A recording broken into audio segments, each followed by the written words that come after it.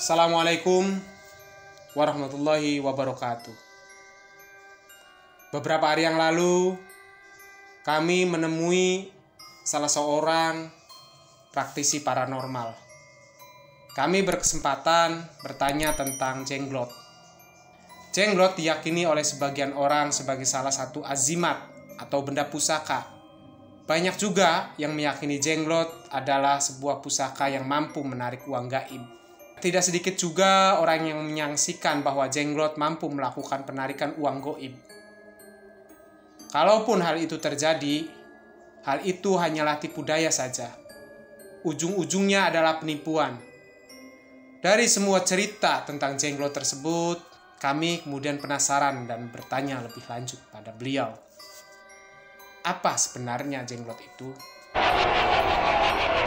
Konon, jenglot adalah jasad orang yang memiliki ilmu ajian Batara Karang. Batara Karang adalah ilmu yang dimiliki oleh manusia, di mana manusia yang memiliki ajian Batara Karang tidak akan bisa mati dan tidak mempan oleh senjata apapun. Menurut narasumber kami, Batara Karang ini sama atau serupa dengan ajian Rawa Rontek. Menurut penuturan salah seorang narasumber yang pernah berkomunikasi dengannya, bahwa dia memiliki guru yang berada di sekitar Subang. Konon gurunya tersebut memiliki ajian Batara Karang. Gurunya berpesan bahwa jangan pernah menginginkan kesaktian seperti dirinya, karena dia dulu menuruti hawa nafsunya ingin tak terkalahkan dan tak tertandingi. Setelah lebih dari 14 tahun gurunya bersemedi, jasad gurunya tersebut terlihat sangat aneh. Jasadnya menyusut semakin kecil. Jasadnya juga tidak berbau sama sekali. Dulu gurunya sempat berpesan, apabila ada orang yang mampu menyempurnakan dirinya, dia meminta tolong untuk menyempurnakan dirinya. Ia ingin melewati alam dunia menuju alam kelanggengan dengan tenang, terlepas dari semua hawa nafsu yang dulu menyertainya semasa hidup. Kemudian kami pun bertanya, kenapa seseorang sampai menjadi jenglot? Menurut penuturannya, konon jenglot dahulu adalah orang-orang yang bertapa supaya jasadnya musnah atau mukso. Tujuan daripada mukso tersebut adalah mengembalikan apa-apa yang pernah pencipta titipkan pada manusia, supaya kembali seperti ketika ia diterima. Mereka ingin kembali ke penciptanya sepenuhnya bersama jasad, ruh, dan sukmanya. Konon orang yang bisa kembali ke pencipta beserta jasad, ruh, dan sukmanya, ada 3 cara yang harus dilakukan. Konon cara pertama diistilahkan dengan Upanishad. Upanishad adalah laku dari seseorang yang memiliki ajian Batara Karang, di mana pemilik ajian Batara Karang tersebut harus menghilangkan jati dirinya. Mereka harus kembali seperti manusia seutuhnya, tanpa jati diri yang dikenal secara umum berlaku. Mereka cenderung merahasiakan diri mereka. Pemilik ajian Batara Karang harus memastikan bahwa dirinya tidak boleh memiliki pemahaman. Segala perbuatan baik adalah milik penciptanya, bukan daripada miliknya atau milik dari yang melakukan perbuatan kebaikan tersebut. Perbuatan baik tersebut diperuntukkan untuk manusia yang lain. Itu adalah titah sang pencipta. Tahapan yang kedua disebut dengan istilah kabumian. Kabumian ini mengharuskan pemilik ajian Batara Karang mampu merasakan nyaman ketika dia dihina, direndahkan, dicaci, dimaki, dan lain-lain. Konon menurut penuturannya, seseorang yang mampu merasakan senang di hatinya ketika ia dihina, dicaci, dimaki, dan lain-lain, hal tersebut akan membuat kondisi sukmanya lebih kuat dari jasadnya. Dan saat itu, ia mampu melewati manusia dalam keberadaannya. Mereka mampu melewati keberadaan sukma pada manusia umumnya, di mana secara umum manusia ketika dia diremehkan, dicaci, dan dimaki, dan lain-lain, mereka tidak akan terima.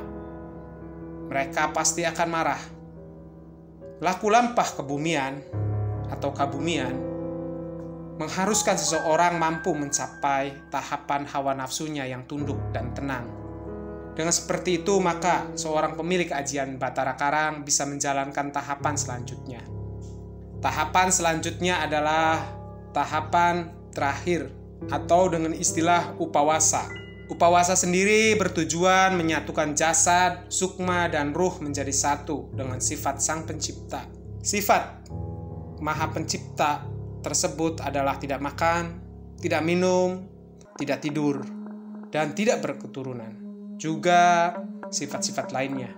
Dalam upawasa biasanya seorang itu bertapa tanpa hitungan waktu, sampai tubuhnya menyusut kemudian menghilang. Secara umum, banyak pemilik ajian Batara Karang yang gagal di tahap puncak ini. Ketika mereka melakukan tahapan upawasa, mereka masih teringat akan anak istrinya, masih teringat akan apa-apa yang ada di alam dunianya, dan semua hal-hal lain yang membebani pikirannya.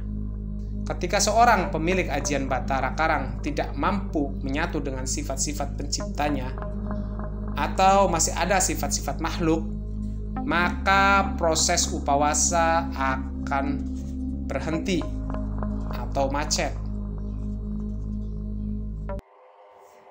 Dari tubuh pemilik ajian Batara Karang yang gagal dalam melakukan laku upawasa, terbentuklah jenglot, di mana di dalam tubuh jenglot tersendiri, sukma pemilik ajian Batara Karang masih terperangkap di dalam jasadnya. Ketika ruh diambil oleh penciptanya. Menurut narasumber kami, semua itu terjadi bisa jadi karena proses Upanishad mereka tidak sempurna. Proses Upanishad mereka tidak sempurna juga ditambahkan dengan proses kabumian mereka yang tidak sempurna, sehingga proses upawasanya menjadi terkendala. Konon bagi orang-orang yang memiliki ajian Batara Karang yang melakukan Upanishad dan kabumian dengan sempurna, maka upawasanya pun sempurna. Menurut penuturan narasumber kami, bahkan ada orang-orang tertentu yang proses upawasanya cuma dalam hitungan 1 hari 1 malam. Menurutnya juga bahwa hal ini adalah salah satu ajaran agama Hindu Brahma yang dulu sangat banyak di Nusantara.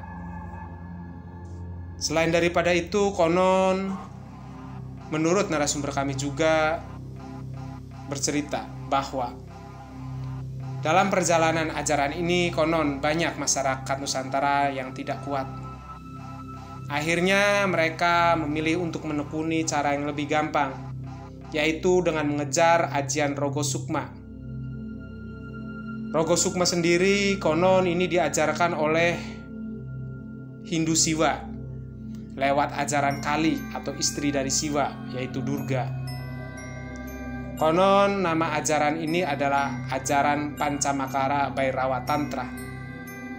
Pancamakara Bhairawa Tantra membuat pemiliknya melakukan hal-hal yang buruk dengan menuruti seluruh hawa nafsunya. Cara itu dilakukan sebagai cara kebalikan daripada cara Batara Karang. Mereka memenuhi semua keinginan hawa nafsu, karena dengan seperti itu hawa nafsu mereka menjadi tenang. Menyatukan sukma dan jasad pun mudah terjadi.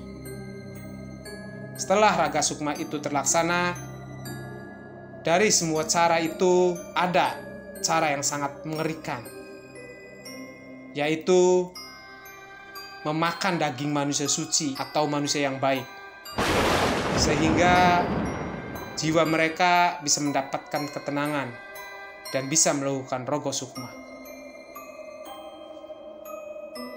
Sekian penuturan kami dari narasumber. Sesungguhnya kami tidak tahu apa sebenarnya yang benar. Terima kasih sudah menyaksikan konten mistisku. Sampai jumpa di konten mistis selanjutnya. Wassalamualaikum warahmatullahi wabarakatuh.